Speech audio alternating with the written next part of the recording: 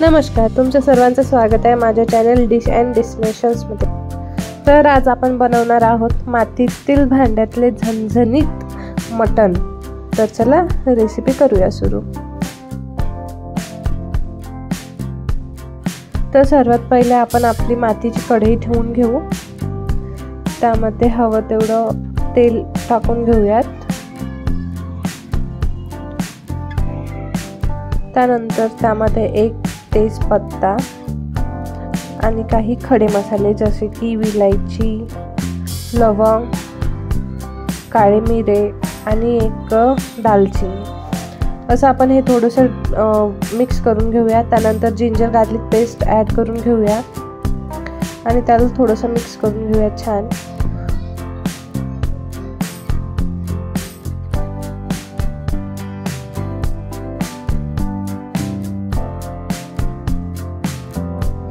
आणि त्यानंतर त्यामध्ये आपण एक भाजलेल्या कांद्याची पेस्ट घेतली आहे, ती पण टाकून घेऊयात आणि छान याला मिक्स करून कमी आचेवर जोपर्यंत हे पूर्ण शिजत नाही तोपर्यंत परतून घेऊया।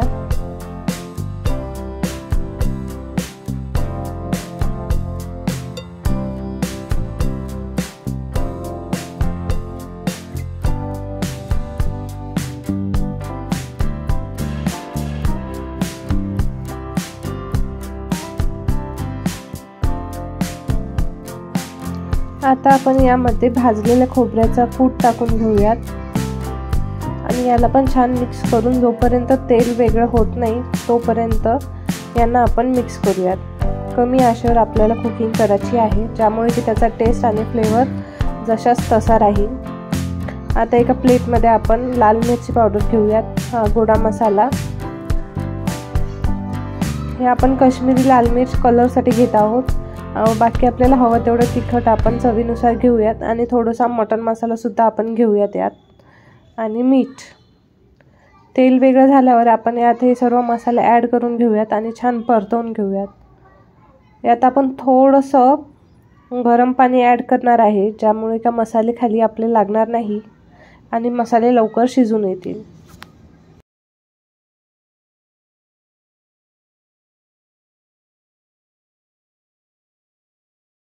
पाणी ॲड केल्यावर आपल्याला एका मोठ्या टमाटरची प्युरी ॲड करायची आहे, जेणेकरून थोडासा आंबट असा फ्लेवर येईल त्याला आणि मटण जे आहे ते अजून चविष्ट लागेल।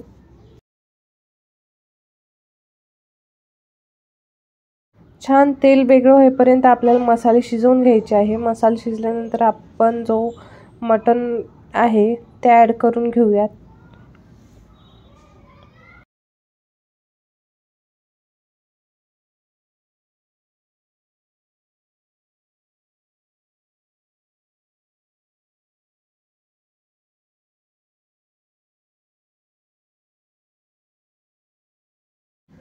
मटण ॲड करून याला छान आपण मिक्स करून घेऊया आणि कमी आचेवर याला पण शिजू देऊयात।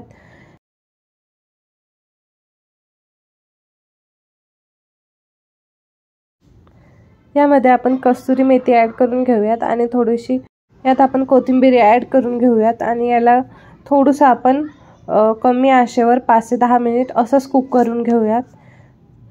त्यानंतर आपण यात गरम पाणी ॲड करूयात, म्हणजे आपल्याला घट्ट रस्सा पाहिजे असेल तर याने आपण ॲड करूयात पाणी आणि पाणी ॲड केल्यानंतर त्याला एक उकळी येईपर्यंत आपण शिजवून घेऊयात। यामध्ये मी पाणी ॲड केलेलं आहे आणि एक उकळी आलेली आहे। त्यानंतर मटण आपलं रेडी आहे। आपण त्याला छान अशा बाजरीच्या भाकरीसोबत एन्जॉय करू शकतो किंवा तुमच्या आवडत्या भाकरीसोबत किंवा तुम्ही चपातीसोबत सुद्धा एन्जॉय करू शकता। तर कशी वाटली आमची रेसिपी? व्हिडिओला लाईक, शेअर आणि चॅनलला सबस्क्राईब करायला विसरू नका।